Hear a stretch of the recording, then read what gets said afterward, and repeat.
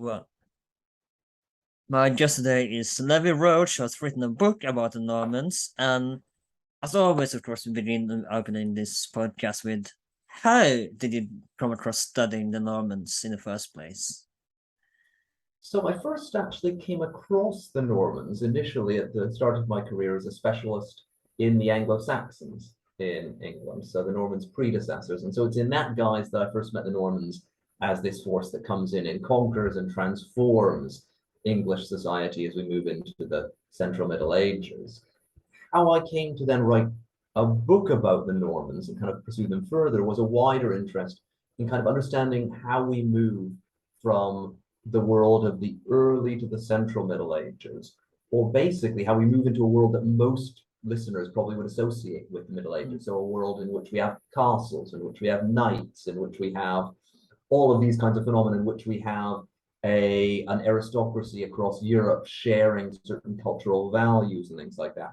None of that existed in the early Middle Ages. All of that's a product of the 10th, 11th, and 12th centuries. And one of the main motors for these changes was the Normans, their conquests, but also their cultural contacts, because the Normans were not only active in the British Isles, but also very active in southern Italy, in the Holy Lands, at times in Iberia, in North Africa, and indeed even in Britain. They were active outside England, in Wales and Scotland. They were active over in Ireland as well. And so the picture we traditionally think of the Normans as being kind of northern French and maybe active in England is a very restricted one that doesn't do justice to quite the kind of transformative power they had and the degree to which they catalyzed these sorts of changes that would leave a really indelible legacy on European history. And something that we discussed, I feel like this is kind of relevant before we go into the Normans themselves. And what do you call, because we discussed this with Charlemagne in our episode on him, is it French, is it German, or is he, what would you call the Normans? Would you call them in a French history or Scandinavian history or British history even? Well, in a sense, these modern categories fall down here, and that's one of the reasons why it's so important to look at the Normans in the round rather than as a British phenomenon, a French phenomenon, an Italian phenomenon, even at times a German phenomenon or Scandinavian phenomenon. They were, in a sense, all of these things at various different points and in different contexts. So that's probably the straightest answer for that. If we're trying to get at, in this period, what are the Normans culturally like, at least by the late 10th, early 11th century, so once they've been settled about 100 years in France, in northern France initially, they are culturally speaking primarily French. They are Francophone. They are speaking a dialect of French. That doesn't mean that Scandinavian heritage that we'll come on to talk about isn't important to them and their identity.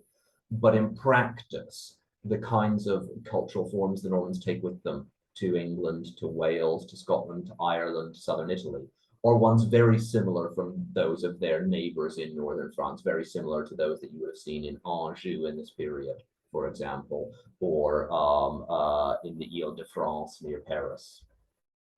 So, of course, let's talk about the origins of the Normans, and as the name kind of is self-explanatory, they are from Scandinavian origin. So, how did they end up in France, in what would later become Normandy?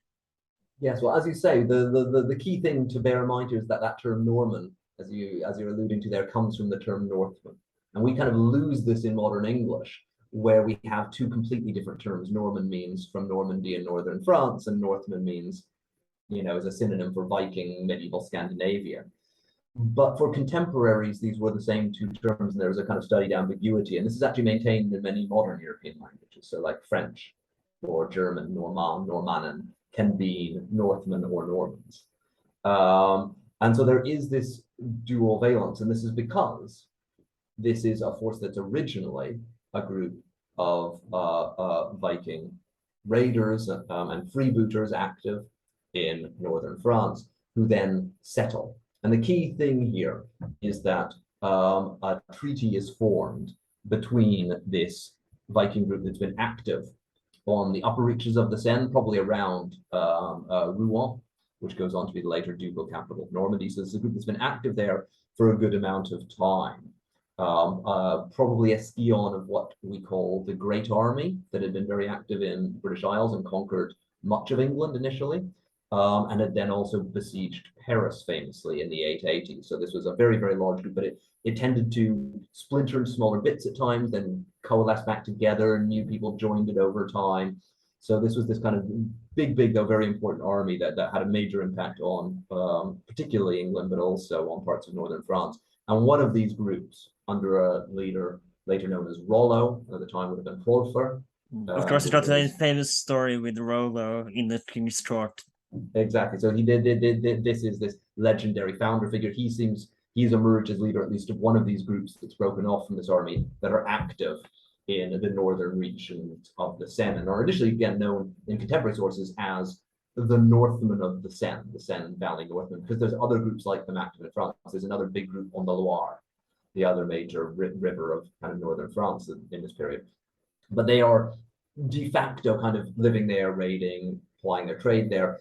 And the then king of West Francia, or what we now might start to call France, this kingdom that becomes the medieval kingdom of France, a chap called Charles the Simple, then cuts a deal with Rollo, which is that he'll cede him this land, parts of which Rollo and his men probably already control, but he'll formally give them these lands if they convert to Christianity and if they submit themselves to his authority.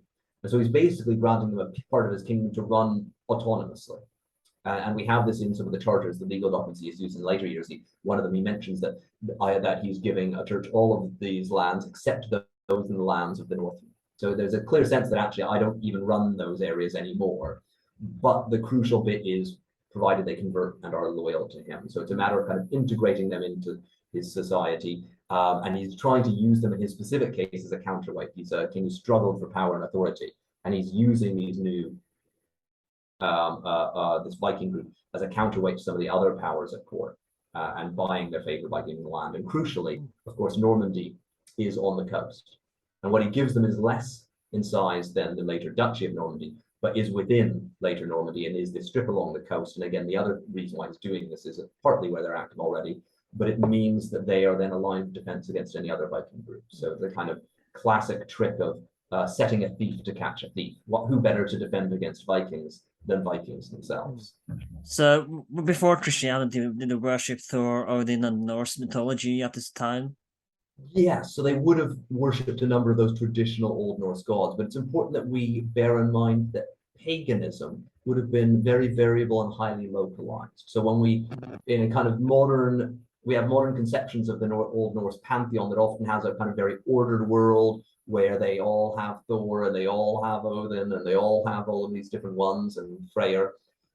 But actually, when we look to kind of place names, for example, that suggest veneration of these different figures, they're often quite localized. So it's quite clear that some of these gods were worshipped much more intensely in certain parts of Scandinavia. Yeah. So they wouldn't necessarily all have worshipped exactly the same way. And because paganism, unlike Christianity, isn't kind of an exclusive religion, it's not an exclusive cult. You know, in that sense, if you moved regions, you might take up, oh, I'm moving to an area where they worship Thor more. And they often also would have local gods to it, or an idea that some gods might have a closer attachment to a certain region. So there was very much, it's much more a kind of flexible religion. And of course, that's one of the reasons why, at least in early stages of conversion, we often see, and probably are seeing as well in Normandy, what scholars call syncretism. That is when they combine the beliefs of the two. Because for a pagan, oh, you have a god called, Christ, or you call your god Christ, you say we should worship him too. Okay, we'll worship him alongside. And I wanted to try to draw a comparison to ancient Greece here, because you mentioned that, and wasn't aware of this myself until you mentioned this. But in ancient Greece as well, in Herodotus, he mentioned that they worshipped. It wasn't all Greek mythology, same place. It was different cities where they worship, for example, Zeus, or so it's kind of similar to ancient Greece mythology, wasn't it? Exactly. It's very similar to ancient Greek paganism or Roman paganism in terms of how the systems would have operated, is that people would have worshipped multiple gods, but not always the same ones. They wouldn't all have necessarily possessed exactly the same myths. There are certain myths that seem to be quite widespread, Thor's hammer and things like that. But again, there would be variations on their ideas, and who they consider the most important god would vary.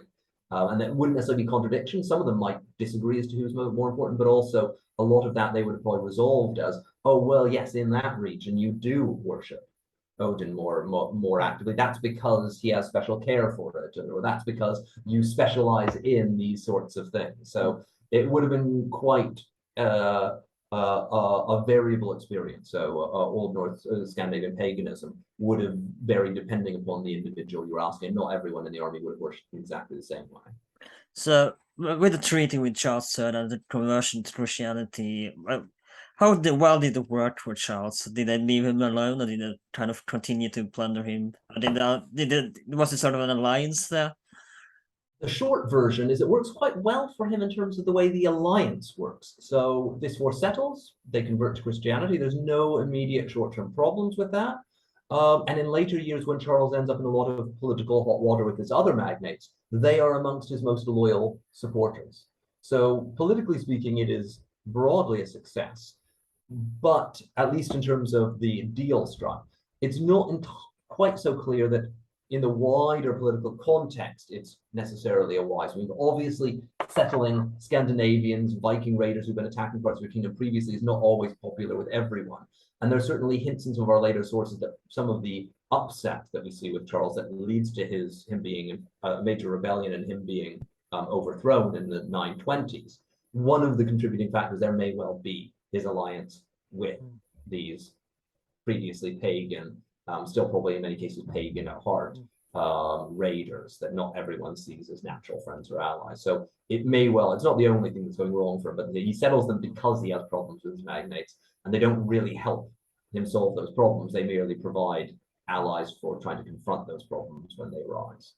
And again, I want to draw a comparison here because when a lot of Jews later history, that when they converted to Christianity, they would still be looked as Jews. Was this a case with the Normans as well when they sorry, sorry, yeah, when they I forgot the word here, when they converted, sorry, to Christianity, were they kind of still looked at as pagans in a sense, or were they Christians now?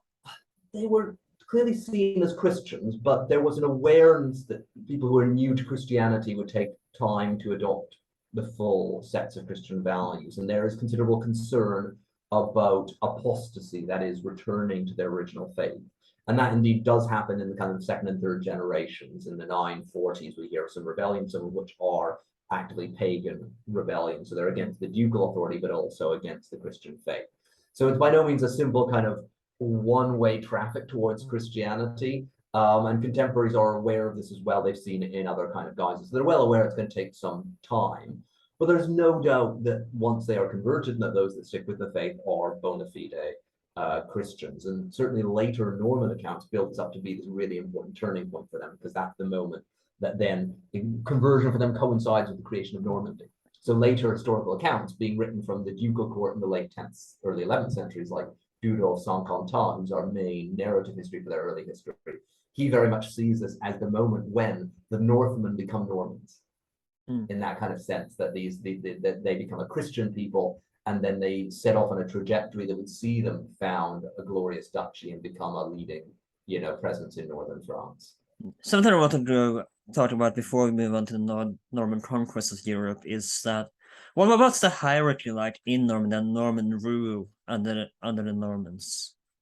So in practice, it's taking a while to form, but it's modeled very much on political structures we're seeing elsewhere in northern France and probably building on them.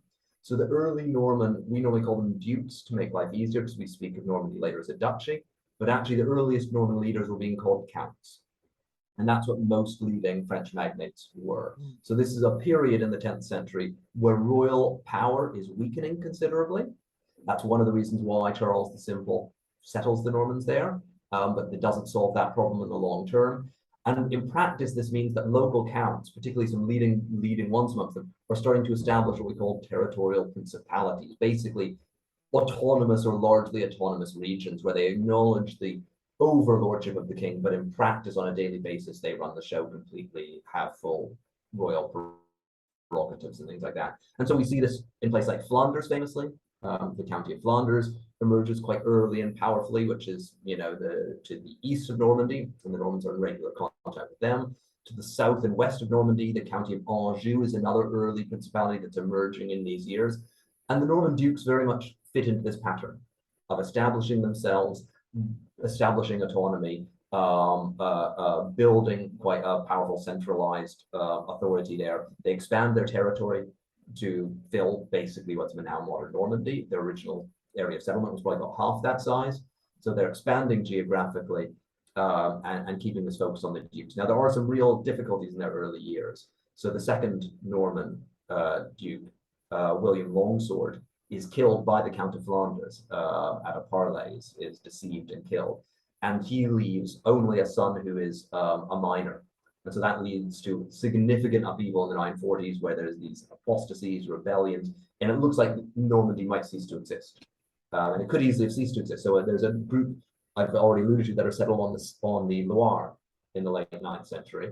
It looks like they could go on to create, a Viking polity on the Loire, in the Loire Valley. They're snuffed out in the second generation. So it's quite possible that could have happened. It almost happened with Normandy, but it doesn't.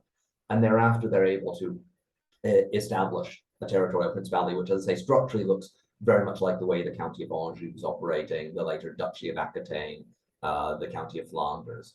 And as kind of part of this consolidation is they start using a slightly more exalted term, duke, to refer to themselves. They start conceiving of this as a duchy. And we also see terms like Normannia, the Latin term, which literally means Normandy, emerging. So the idea that there is a territorial conception of how far our authority runs. So all of these are kind of coming to a head by about the 990s, year 1000. So within about kind of 90 years of their initial settlement, we then have a really well-established duchy in which political authority is quite powerfully centralized on the duke. Of course, they aren't just happy with Normandy, are they? So they decide to expand into Europe. So how does the Norman expansion go into Europe, and how does the Frankish king look at this? I'm not sure if this is just simple yet still, but how does the Frankish kings look at the Norman expansion into Europe? So Norman expansion is something that then comes kind of the following century. So the 10th century is the century of consolidation. The 11th century is when we start seeing Norman expansion into other areas.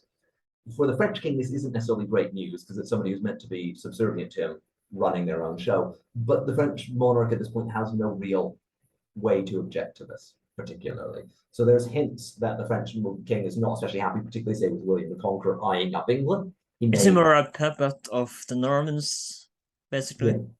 Well, there certainly is a bit of a Norman habit of conquest that's established pretty early on. But there's no that the French king is not thrilled by this, but there's not much in practical terms. So some of the attacks he makes when allied with the Count of Anjou in the 1050s may be trying to stop William the Conqueror from eyeing up England, which he's already starting to consider.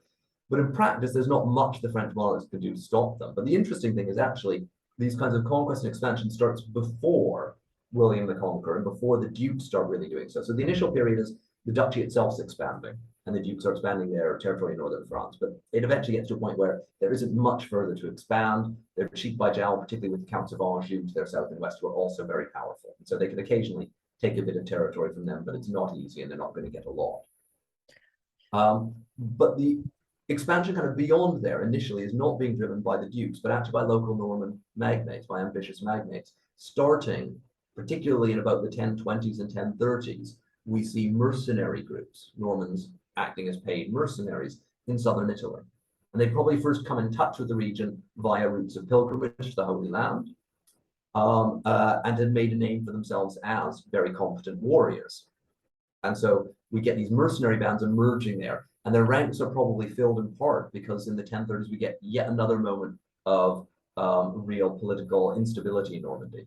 Are the Normans joining the Varangian Guard as well when they travel to the Holy Land, or do they just try to skip past? I don't believe there's much evidence of them joining the Varangian Guard, but it's the same kinds of routes that had led to the Varangian Guard coming into existence, and it's a very similar kind of thing. And what we do see is the Byzantines, who are one of the political presences in southern Italy, start recruiting Normans as well. And so we do get Normans fighting as Normans. They're called Franks in the Byzantine sources in the Byzantine Empire.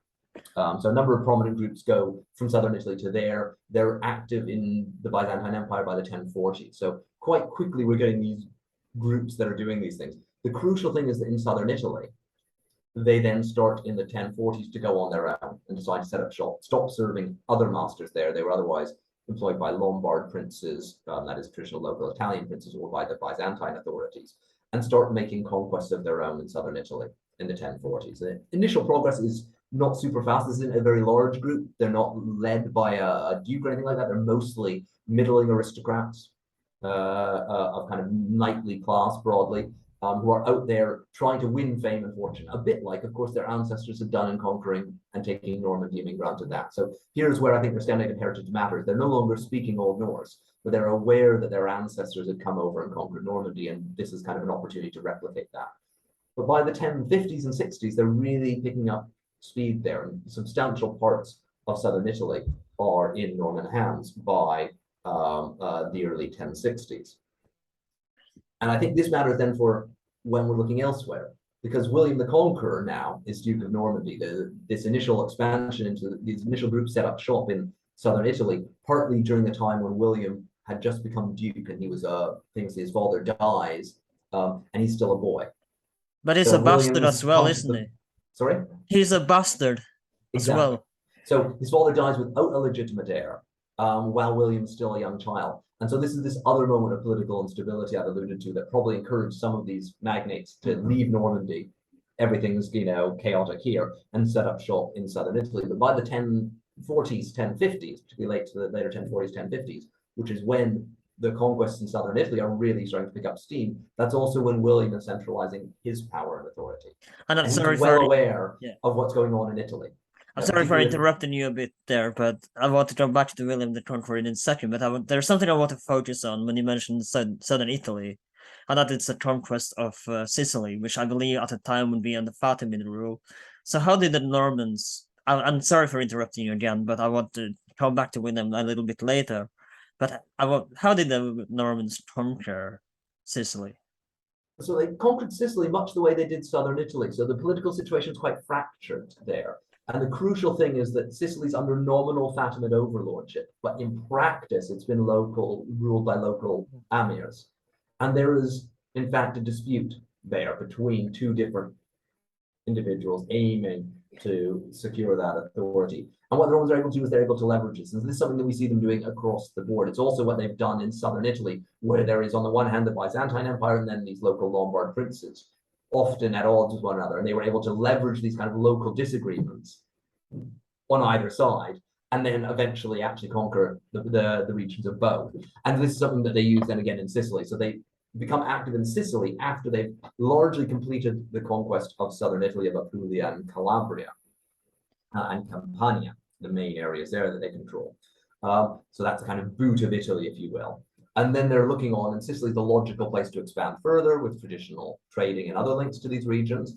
And at that point, there is this stark political division in Sicily itself. And so they're invited over by one of the would-be amirs to support him. And so they get an open invitation, come over here, and can you support me? They say, oh, thank you very much. Very much with an eye not supporting one side or the other, but to, again, establishing themselves. And within a couple of months of their arrival, it's clear that they're out for conquest. And they're able to slowly eat this up. And the thing is, it's not a quick conquest in southern Italy, because the numbers of Normans there compared to, say, what we see in England are much smaller. So the Norman groups are at most only ever a few hundreds, at most a few thousand, low few thousands, in these areas. It's quite still a large number. Large, but not massive, and they're working with a lot of local forces. So more often than not, we're talking about hundreds. And the other crucial thing is the political divisions of southern Italy mean they're able to pick people off, but also means they've got lots of enemies to work against simultaneously. It's not like England, where they can knock out one king and one kingdom take it over overnight. So it also means this is a really protracted process. And at the same time that they're conquering Sicily, they're still mopping up some of the conquests in Apulia that are still being held on by the Byzantine Empire. So that's in that very boot of Italy, in terms of that, which is just facing opposite Greece and the Balkans, which are held by the Byzantine Empire. So they still have Byzantine enemies to fight against. At times they're at odds with the popes and so on. So there's other peoples. They're often fighting on two fronts here. And so that's why it takes them really quite some time to complete the conquest of Sicily. In fact, it's only completed in 1091. And indeed, at the same time, in the 1080s, for example, as some of those southern Italian Normans are conquering Sicily under the lead of Roger, Roger's older brother, who's the kind of overall Norman leader, Robert Guiscard, is busy attacking the Balkans, the Byzantine Empire there. He's trying to get new conquests there. So there's a lot going on there that means that Sicily's only one piece of the puzzle.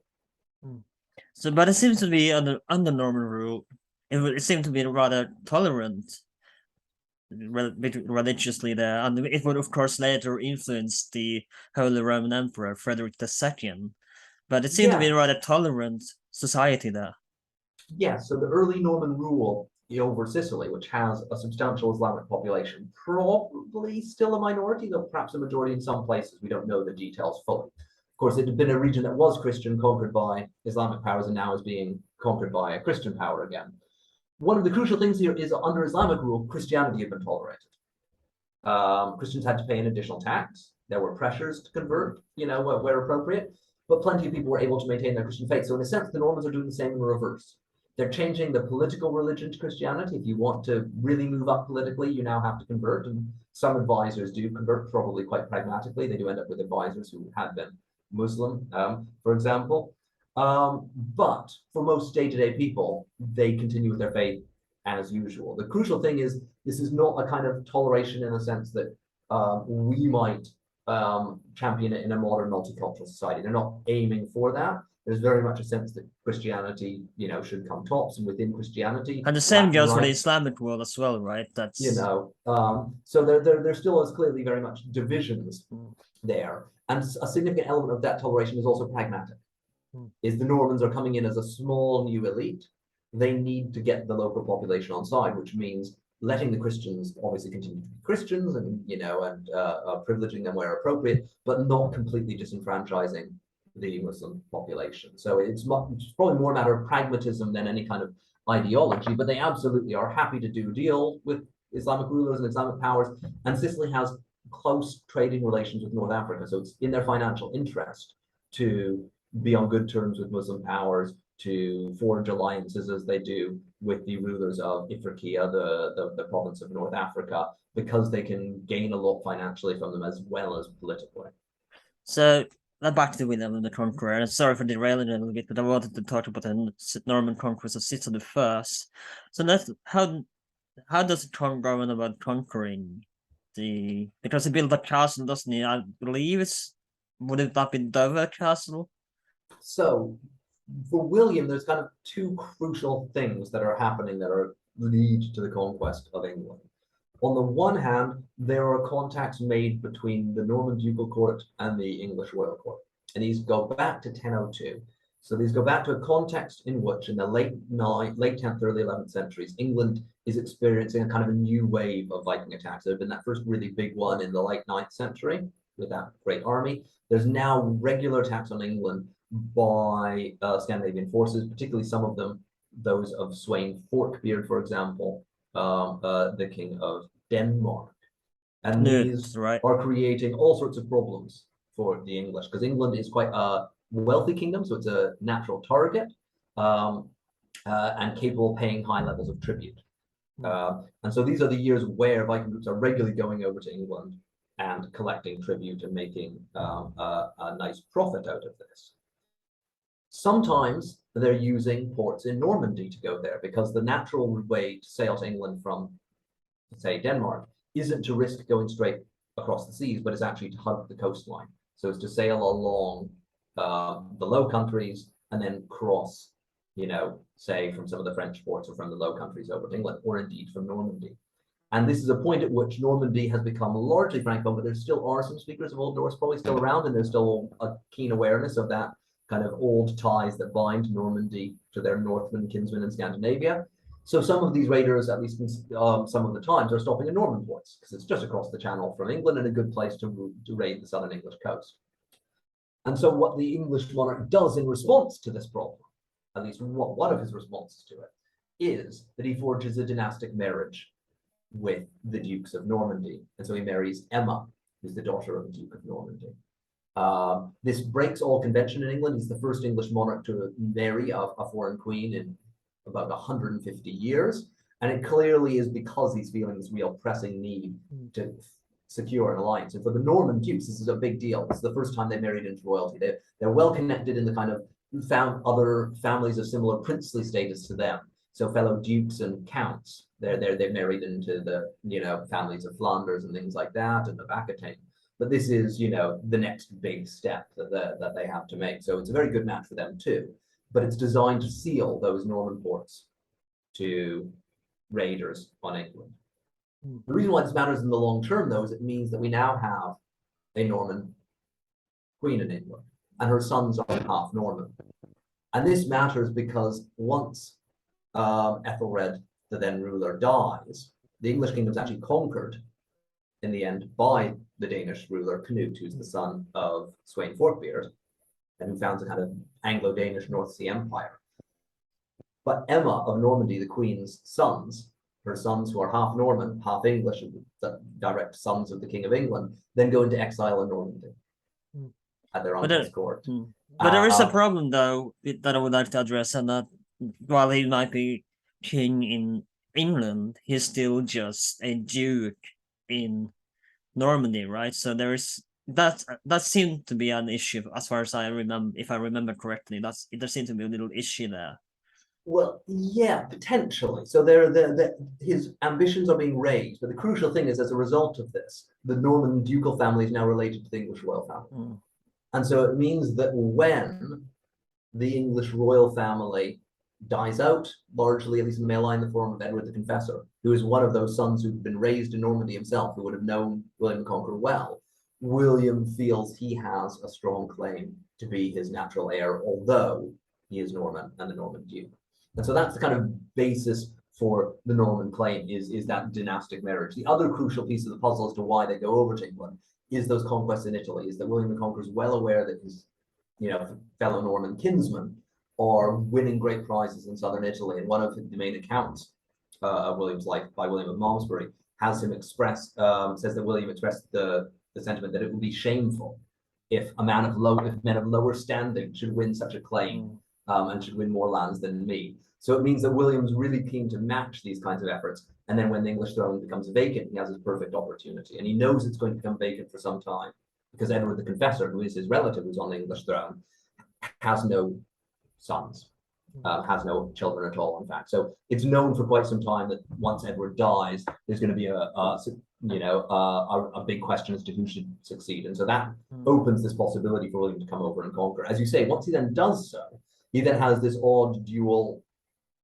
kind of life where on the one hand he's Duke of Normandy nominally, Duke under the King of France, but is then King of England of his own right, entirely independent of the French monarch. And so de facto, this means that Normandy is now actually part of a completely different political entity. And although technically William does homage to the French king for Normandy, in practice, the French king has no control whatsoever over Normandy. Now, we discussed this in another scene, House of the Dragons, but we discussed this in the real events that inspired Game of Thrones episode, that the Targaryens in House of the Dragons, they kind of are, especially the first Targaryens coming into Westeros, they kind of are based on William the Conqueror, right, and the Normans' conquest of Britain. I could see that as, yes, an analogy. Obviously, Martin draws on kind of various medieval strains to create his world, and some of his later conflicts are traditionally seen as being based upon the Wars of the Roses. There's no doubt that he's drawing on this kind of world, and if we're thinking of a kind of medieval world of castles and of conquests of the sorts of things that you see explored often in fantasy, like Game of Thrones and House of Dragons and things like that, we're thinking of the kind of central medieval world created partly by the Normans. And so kind of one of the things that, for example, the Norman Conquest brings to England and the Normans bring to England is castles. There were fortifications in England previously, but specific castles of that kind of aristocratic nature, really focusing on lordly domination of the countryside, or something that comes in with the Normans to England. They come with the Normans also to Wales and to Scotland and to Ireland. So they are important in terms of exporting many of these kinds of cultural forms that have been cultivated in northern France to particularly the British Isles. Something that we have to talk about, of course, is the Crusades and the Normans' role in the Crusades. And there's one particular character, we talked about him before we started recording as well, and that is Bohemond. And he is featured heavily in Alexei. I believe a few books actually on or at least one book on Bohemian, and he has this marvelous escape where he pretends to be dead, and he escapes through a ship with rotten corpses above him. And how is this a story by Anna Komnene relatable, and how does Norman Bohemian really? What is a real Bohemian like compared to Anna Komnene? In quotations, the real Bohemian. Okay, so yes, as you say, what we have is in Bohemond we have this fascinating figure. He's from the family of the Normans who've conquered southern Italy and Sicily. So he's the son of Robert Guiscard there, but he's from his first marriage, and he's therefore not lined up as his heir because Robert goes on to marry a local Lombard princess to kind of legitimate his rule over southern Italy. So Bohemond's in this unfortunate scenario where he's from what's becoming an exalted line, this Hauteville family that are dominating southern Italy, but his own prospects aren't very good. His father's edging him out of the succession of his brothers. He's clearly not very happy about this and rebels at various points, but he's not able to stop it. And so this is what makes the Bohemond therefore want to seek his fortune elsewhere. And when the First Crusade's called, he's very happy to join up because he doesn't have much land and wealth in southern Italy and he believes he deserves it. And he's already by this point known for being a very resourceful and successful warrior. And so he figures in a very large way, as you say, in Anna Komnene's Alexiad, which is all about the life of her father, Alexios, who's the Byzantine emperor in this period, who in fact partly calls the First Crusade, asks for help, and so on. And those two clearly had a very interesting and fraught relationship, but quite an interesting one, because Bohemond, by virtue of being born in southern Italy, almost certainly speaks some Greek, so can communicate directly with him. And they end up becoming great rivals in many respects. They're very wary of one another. Bohemond is one of these individuals who puts Bohemond first. He goes on the First Crusade because he sees an opportunity for fame, fortune, and advancement. He probably also sees it as a good way of doing so in the name of the faith, but it's very clear that fame, fortune, and advancement is what he's about. And so, most infamously with First Crusade, once they've conquered Antioch, he says, yeah, great job, chaps. I'm staying here. I'm going to keep Antioch, and refuses to go any further. So he never goes on the group that takes Jerusalem. Hey, wait a minute. That's our claims. But all of this therefore seeps through, though, Anna's depiction of him, because she is fascinated by him. Sees him. Sounds like she has a bit of a crush on him, to be honest. Almost. I think grudging respect is the thing, because Bohemond takes Antioch against the wishes of the Byzantines, who should be getting it. And really, throughout his entire time, he's trying to get one up on Alexios, partly because he has unfinished business with him. As Bohemond had, alongside his father, invaded the Balkans twice in the 850s, and they'd been defeated in the end by Alexios in his very earliest years. And so one of the things that's good in Bohemond's mind with the Crusades, this might be a vehicle to getting one back at the Byzantines rather than actually helping them as they're meant to. At least one of our sources says that when he first lands in Greece, he actually tries to make an alliance with one of the other crusaders, Baldwin, to attack Constantinople first. And only when he couldn't generate interest for that does he decide to properly join the crusade.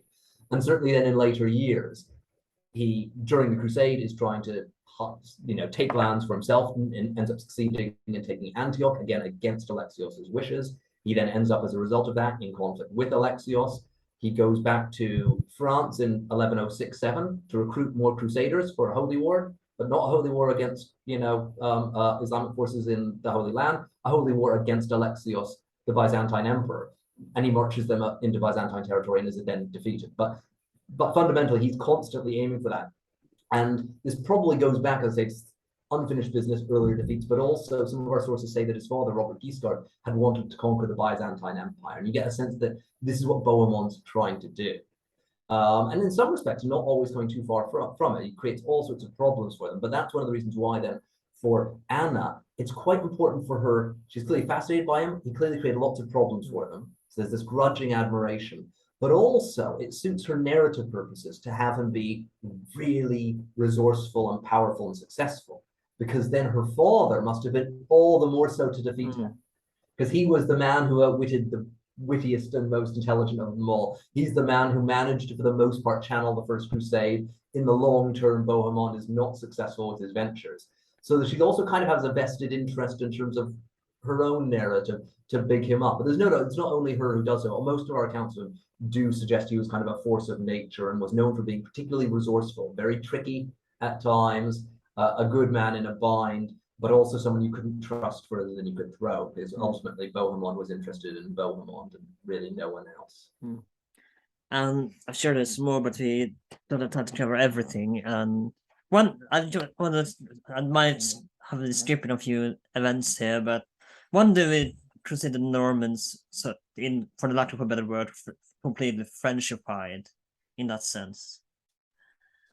In cultural senses, the Normans are pretty much completely Frenchified, certainly by the 1020s, 1030s. So even already by the time that, you know, the late sort of Anglo-Saxon king Edward the Confessor, he lives most of his life before he becomes king in England in exile in Normandy. And when he comes back to England, one of the things that English sources resent is the favor he shows to what they call Frenchmen. And that's, most of these Frenchmen are actually Normans, but some of them are French. But the point is that culturally, there's nothing to distinguish them, really, in terms of that there's not much to distinguish someone from just within the Norman duchy and just without by that period. So by that point, if not a bit earlier, they're thoroughly Christian, culturally thoroughly French. You know, as I say, they've picked up castles and things have been developing elsewhere in France at the same time. Knightly culture is something that's developing in Normandy alongside other regions of France.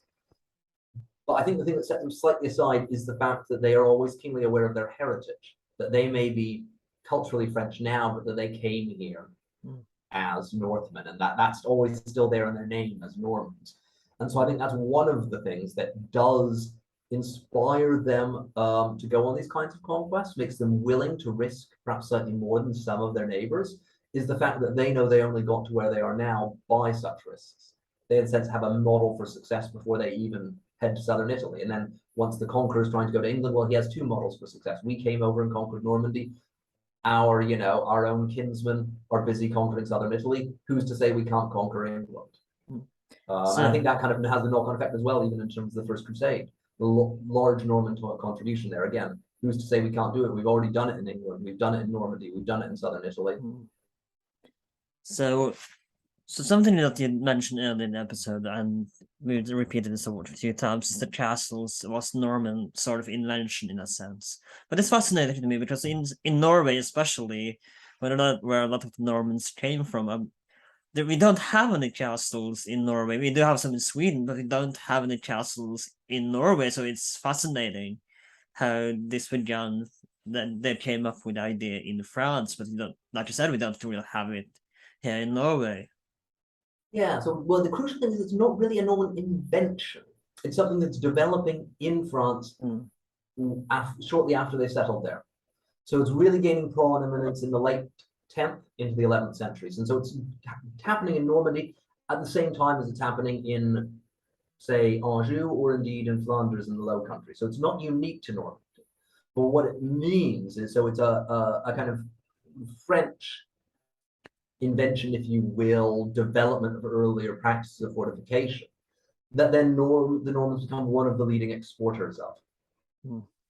So, but it's just fascinating how they didn't bring it back to kind of Scandinavia and have built castles there as well. No, but they're not trying to conquer Scandinavia, actually, in terms of that. So in terms of those kinds of manners, and by the time they are really building castles in a large scale, we're talking about probably the 1020s, 30s, 40s.